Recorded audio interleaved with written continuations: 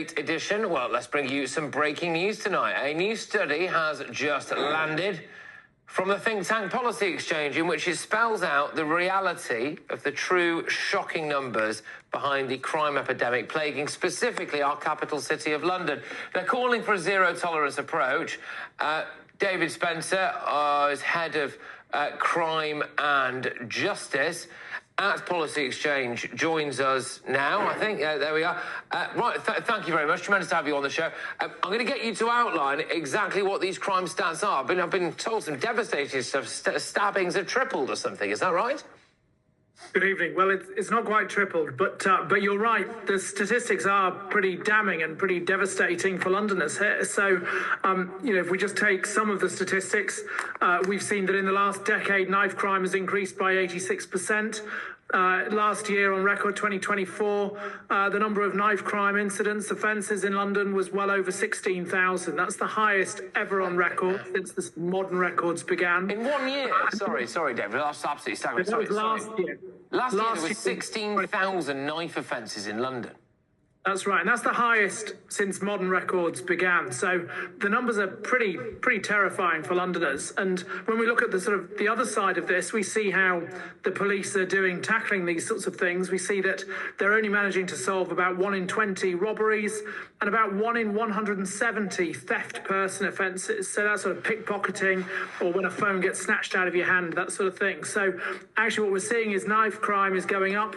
Robberies have been heading in the same sort of direction. And what we're seeing is that the police's ability to catch criminals is going down. The other terrifying piece when we look at the criminal justice system really is that when we look at the most prolific offenders, so when we look at people who are committing, let's say, over 45 offences, the next time they go to court, having already racked up 45 criminal convictions, less than half of the time do those people get sent to prison. So actually the most prolific criminals are more likely to get sent back on their way to a criminal lifestyle on the streets than they are to actually get locked up. And we think that's really concerning. Yeah, I mean, let's just play it out in terms of role play, I suppose. So if I committed 20 robberies, I'd expect to be caught for one of them, and I would expect not to go to prison for that one that I was caught for.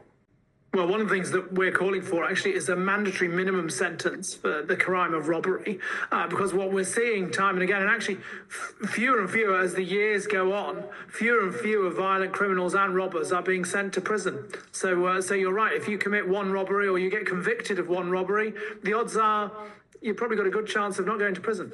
Well, potentially even committing several by the sounds of it. The knife offences side of it, we are, I think, being lied to by a lot of people who are telling us not to believe what we can see with our own eyes, and that is that knives are everywhere and people are using them all the time, and the threat of knife violence, especially in our capital city, is absolutely vast. We were told that things like, reported crimes are down, or that, it's not actually quite true. So for your research basically blows all out of the water. Yeah, the reality is that one of the interesting things that we managed to reveal in the report is that actually a lot of these crimes are very, very concentrated. So actually, across most of London, there isn't much knife crime at all in reality. But where knife crime does happen, there are huge volumes of it. And so one place that we look at in particular is a relatively small area around Oxford Circus in London's West End.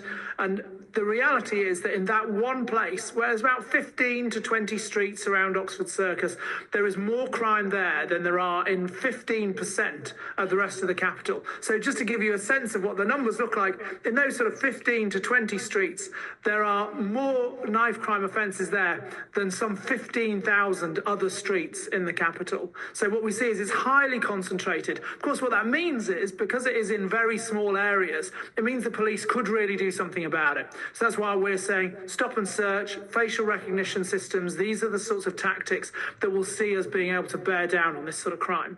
Yeah, well, David, thank you for all of this and for that level of detail.